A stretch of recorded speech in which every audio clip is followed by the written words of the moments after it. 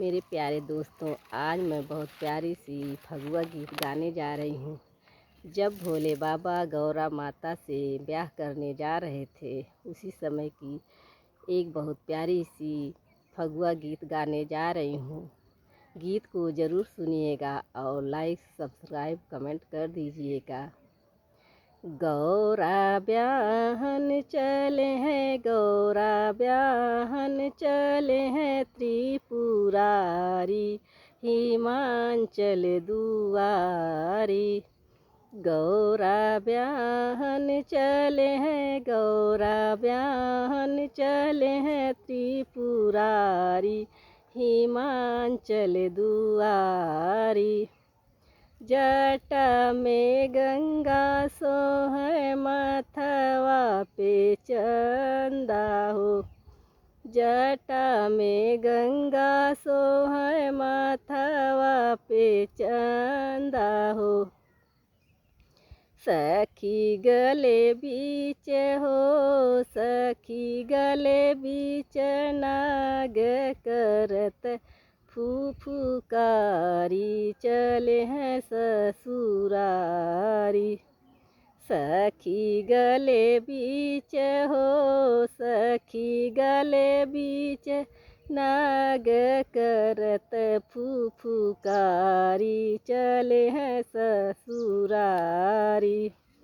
गौरा ब्याहन चले हैं, गौरा ब्याहन चले हैं, त्रिपुरारी हिमांचल दुआरी। हाथ डमरू त्रिशूल भल सोहेला, हाथ डमरू त्रिशूल भल सोहेला। सखी कनवा में हो, सखी कनवा में बिच्छू लटकाई चले हैं ससुरारी। सखी कनवा में हो, सखी कनवा में बिच्छू लटकाई चले हैं ससुरारी। गौरा ब्याहन चले हैं, गौरा ब्याहन चले हैं, त्रिपुरारी हिमांचल दुआरी।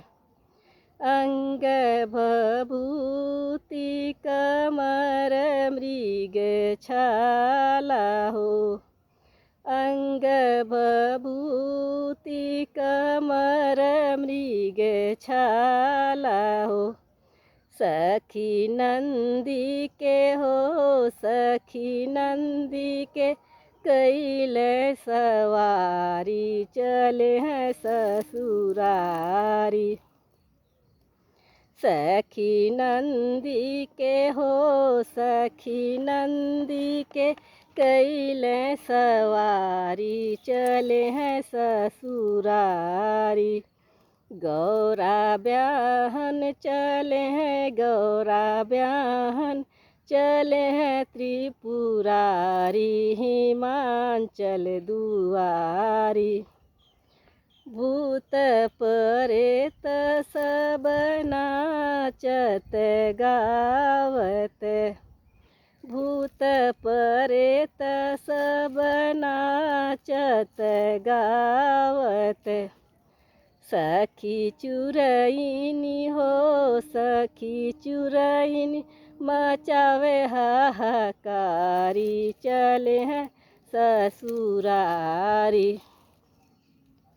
सखी चुरैनी हो, सखी चुरैनी मचावे हाहाकारी चले हैं ससुरारी। गौरा ब्याहन चले हैं, गौरा ब्याहन चले हैं, त्रिपुरारी हिमांचल दुआरी। राजा हिमांचल द्वारे भीड़ बड़ी भारी हो, राजा हिमांचल द्वारे भीड़ बड़ी भारी हो। सखी भूतवन के हो सखी भूतवन के सुनी हाहाकारी भागे हैं नर नारी। सखी भूतवन के हो सखी भूतवन के सुनी हाहाकारी भागे हैं नर नारी। गौरा ब्याहन चले हैं गौरा ब्याहन चले हैं त्रिपुरारी हिमांचल दुआरी। परछन को आवेली मैना महतारी हो। परछन को आई है मैना महतारी हो। सखी दुल्हा देखत सखी दुल्हा देखत दुख भारी चले हैं ससुरारी।